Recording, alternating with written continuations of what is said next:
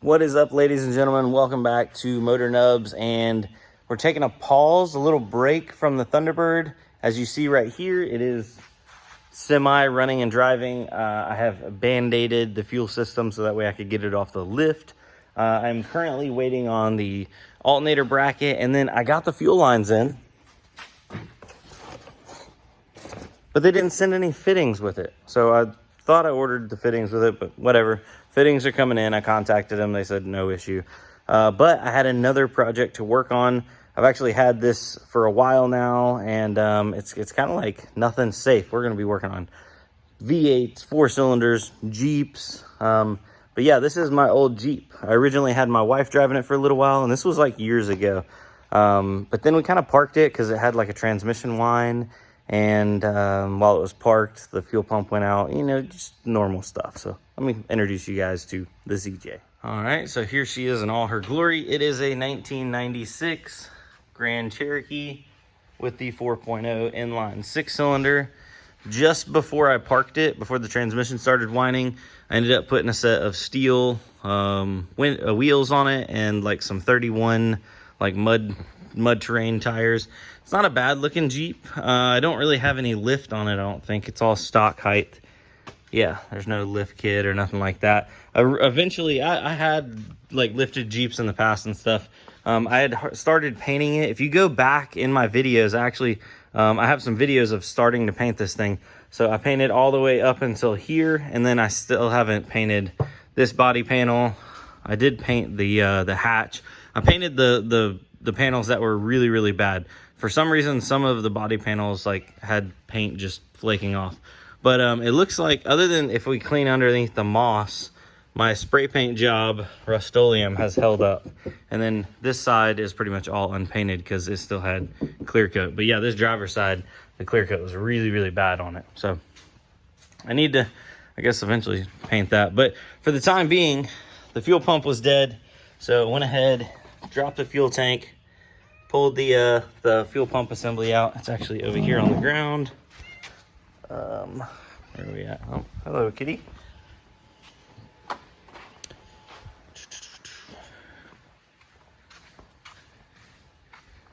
There we go.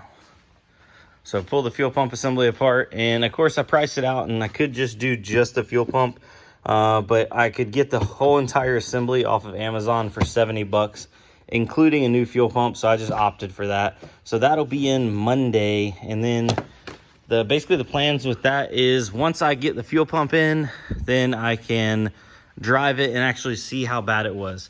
I don't remember how bad the transmission whine was. I remember it would happen at highway speeds only. So I originally thought it was the transfer case. So I had a buddy of mine rebuild the transfer case, did a full rebuild on it. The whine didn't go away. So I just kind of parked it because at the time I didn't need it. And we had bought my wife another vehicle because that one, I just felt concerned about putting my firstborn child in there and it leaving him stranded, because at the time we were living significantly farther away than what we are now. So it's a different time, different place. Oh yeah, the exhaust did slip off, so I'm gonna have to put that back on. Maybe put a little tack weld on it, put some boogers. But I'm thinking get the fuel pump in there, drive it, maybe do a fluid flush, see if that doesn't bring some life back into it.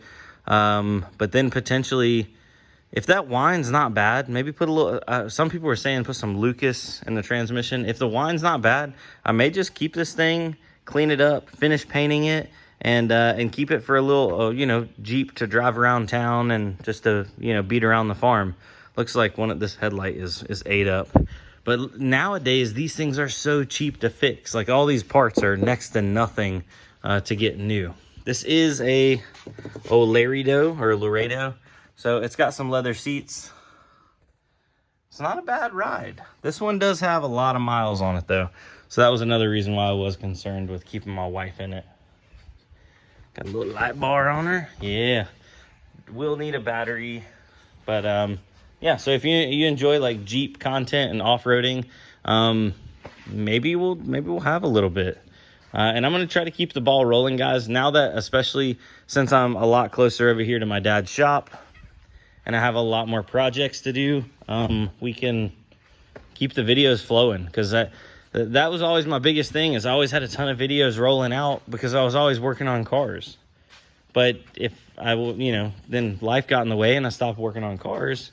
I kind of fell out of one of the things that I really loved to do, and that was just, you know, messing around with cars.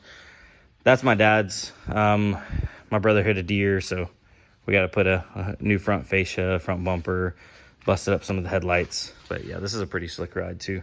So lots of things coming, Still got some Mustang stuff, still got some Integra stuff. We got Jeep stuff now, Thunderbird. It's getting closer.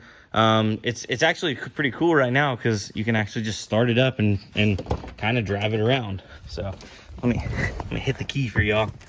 Make sure she's in park.